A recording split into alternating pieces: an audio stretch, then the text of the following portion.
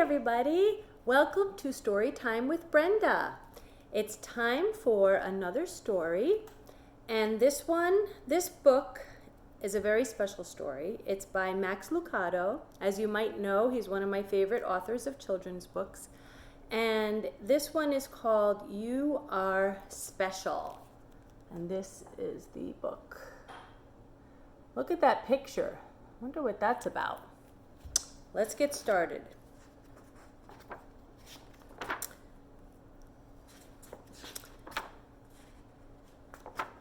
The Wemmicks were small wooden people.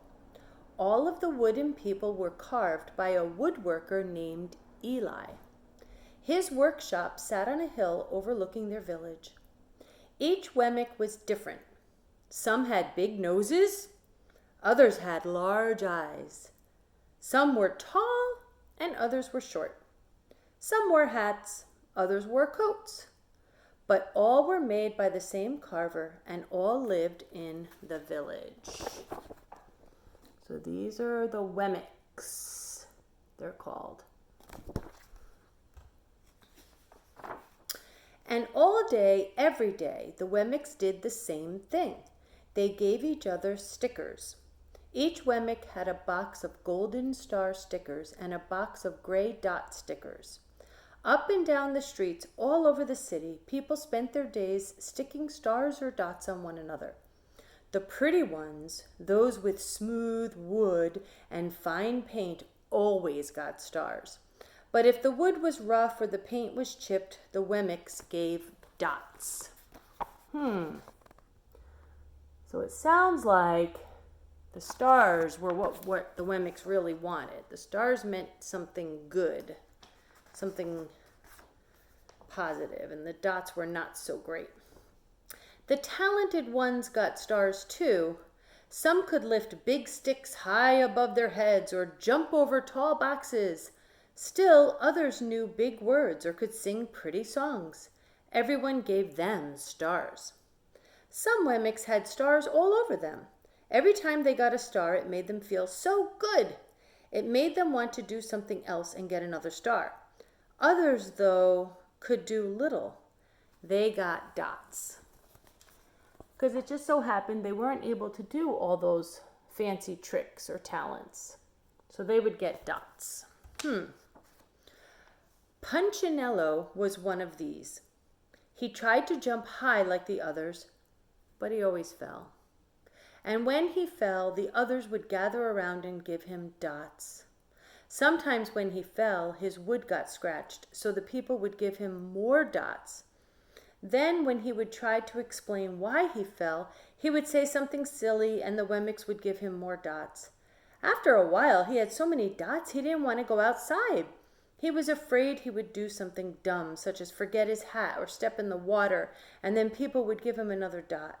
In fact, he had so many gray dots that some people would come up and give him one for no reason at all. How does that make you feel? How do you think Punchinello feels? He deserves lots of dots, the wooden people would agree with one another. He's not a good wooden person. After a while, Punchinello believed them. I'm not a good Wemmick, he would say. The few times he went outside, he hung around other Wemmicks who had lots of dots. He felt better around them.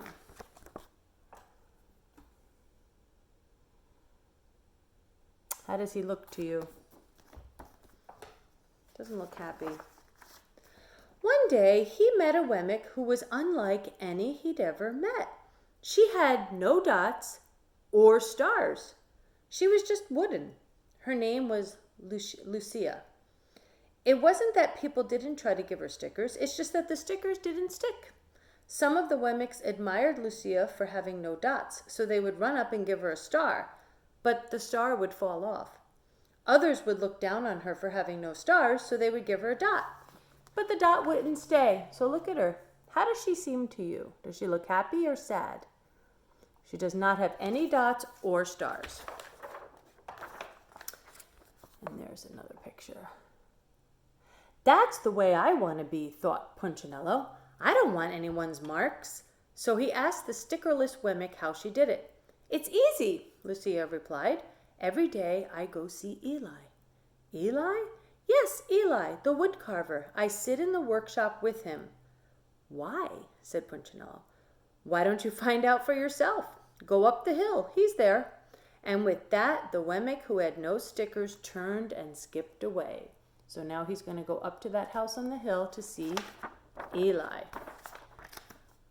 But will he want to see me? Punchinello cried out. Lucia didn't hear.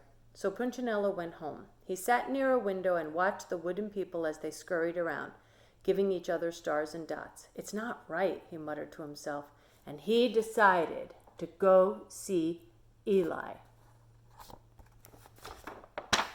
He walked up the narrow path to the top of the hill and stepped into the big shop. His wooden eyes widened at the size of everything.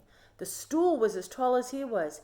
He had to stretch on his tiptoes to see the top of the workbench. A hammer was as long as his arm. Punchinello swallowed hard.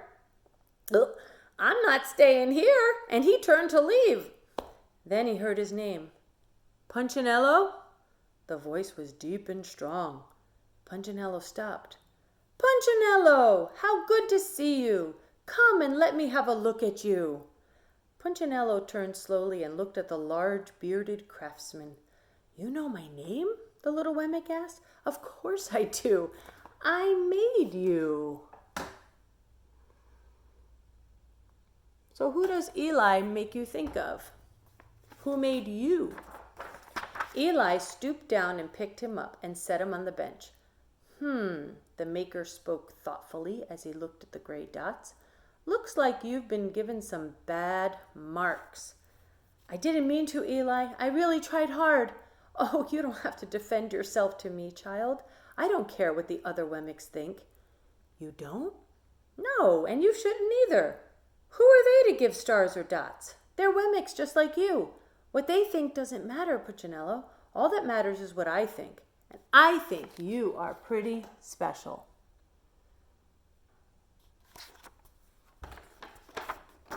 Punchinello laughed. Me special? Why? I can't walk fast. I can't jump. My paint is peeling. Why do I matter to you? Eli looked at Punchinello, put his hands on those small wooden shoulders, and spoke very slowly. Because you're mine. That's why you matter to me. Punchinello had never had anyone look at him like this, much less his maker. He didn't know what to say.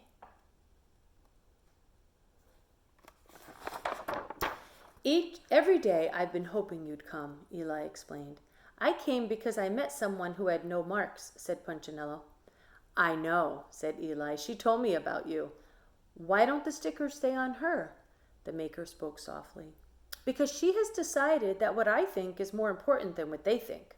The stickers only stick if you let them. What? Said Punchinello.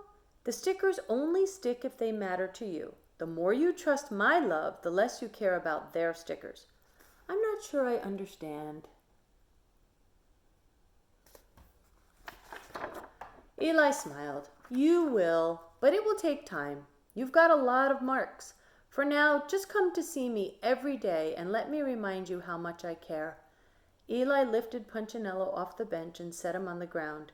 Remember, Eli said as the Wemmick walked out the door, you are special because I made you, and I don't make mistakes.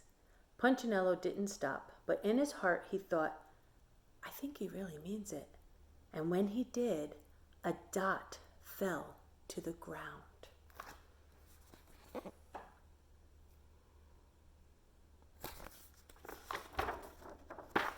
And that's just the last picture. That's how the story ends. Isn't that a wonderful story?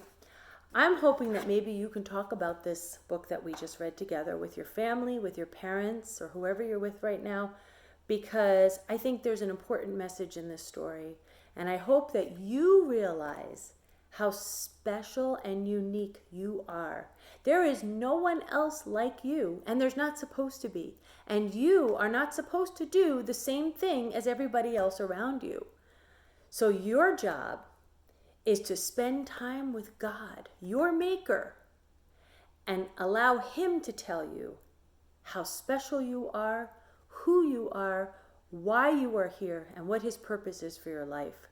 And I promise you, you will be just like that sweet girl who didn't have any stickers on her body at all, because all she cared about is what her maker thinks of her. So I hope you enjoyed the story, and I'll see you again soon. Bye.